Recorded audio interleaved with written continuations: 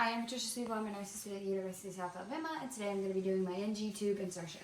First thing that I'm going to do when I enter the patient's room is I'm going to verify patient's orders, which is number 9, and insert Sabrum's Life. And the next thing that I'm going to do is verify hospital policies and verify this is correct patient. Jaguar Jones, date of birth 8/25/1963. Jaguar Jones, date of birth 8/25/1963. Allergic to penicillin, allergic to penicillin. Then I'm going to perform my hand hygiene. And I'm going to come over here. I'm going to explain the procedure to the patient and provide privacy.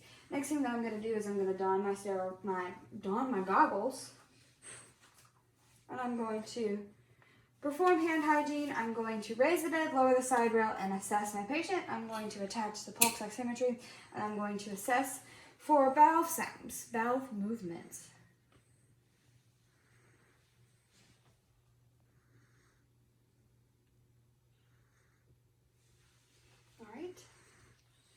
While I was doing that, I'm going to make sure that there's not a decrease in O2 saturation or decline in vitals or degeneration in vital signs. Then the next thing that I'm going to do is I'm going to come over here. I'm going to elevate my patient to high Fowler's position, and I'm going to establish a cue for my patient to know when to stop.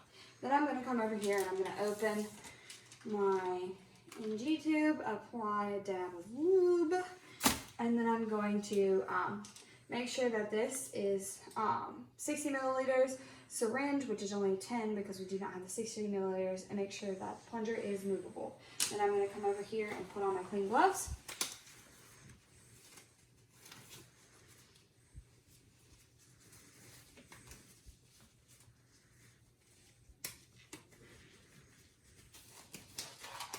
I'm going to check for patency. Alright, then I'm going to do it in the left nostril. I'm going to clean down the bridge with an alcohol pad, and then I'm going to give the patient a towel and the basin. Then I'm going to come over here, and normally I would mark on the patient the amount or the length that we needed, but today I already did it in a separate video, and I'm not going to note that I would never mark over a patient's clothes. So I would mark it, we're going to mark it on the 20 meter. I would normally mark it, but it keeps getting stuck to me, so we're just going to stick it there. So then, next thing I'm going to do is I'm going to curl it on my finger. I'm going to lubricate it, and then I'm going to insert with the curved side down. I'm going to insert. While I'm inserting, I'm going to have the patient lift his head, or rest his head against the pillow, and then once I get past the nasopharynx, I'm going to have him lift his head against me, or like flex his head forward. I'm going to have the patient take a couple of sips of water while I'm inserting. Every time he swallows, I'm going to insert and rotate 180 degrees, and then I'm going to secure it temporarily to the cheek. Alright, while I was inserting, I was also watching out to see if the patient was coughing or if he showed any signs of respiratory distress. If he did, then I would withdraw to the nasopharynx, wait till the patient resumes normal breathing, and have him cough before I insert it again. Then the next thing that I'm going to do is I'm going to check and make sure that the tube is secure with my tongue blade and my light.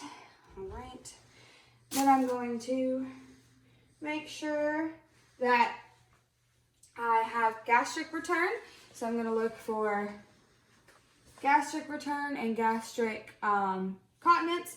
I'm going to make sure that it's there. I'm going to assess the pH, and then also I would, if we needed further investigation to make sure that it's in place, I would get an x-ray ready for the patient. And then the next thing that I'm going to do is I'm going to remove this tape, temporary tape, and put the actual tape on there. It's not this one, it's this tape.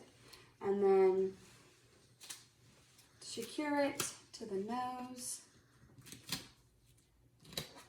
And then I'm going to put the piece of tape that has the date, time, and my initials on it across the bridge of the nose. Then the next thing that I'm going to do is I would put this above to suction. I would suction here for not using suctioning. Then I would use the blue pigtail to keep it. I'm going to keep the blue pigtail above the stomach at all times, but today we don't have anything to hang it on, so we're just going to set it down. Then the next thing that I'm going to do is I'm going to gather all my equipment and discard in the trash can, remove my clean gloves, I would raise the bed, lower the bed, raise the side rail, position the patient to 30 degrees. I would give the patient the call light, so if they need anything, they can call us. I would discard this, and then I would go back, perform hand hygiene. I would then document the type and size of the NG tube, the time, the location, the location, which is the left nasal.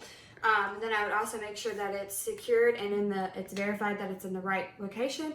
I would document the patient's tolerance, and then the color, amount, and characteristics of secretion. Then the next thing that I would do is, now it's going to be me removing the NG tube. So first thing I'm going to do is I'm going to come into the room. I'm going to verify the orders, which is removal. All right. I would perform hand hygiene, and I would apply my clean gloves.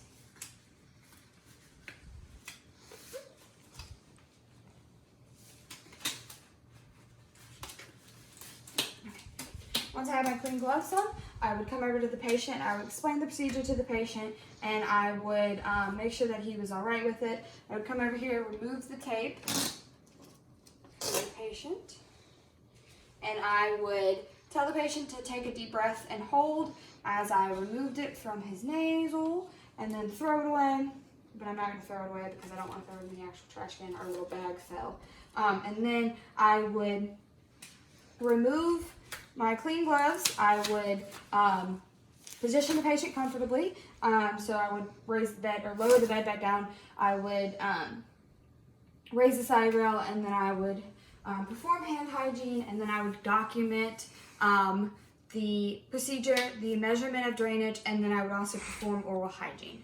And that is the end of my checkoff.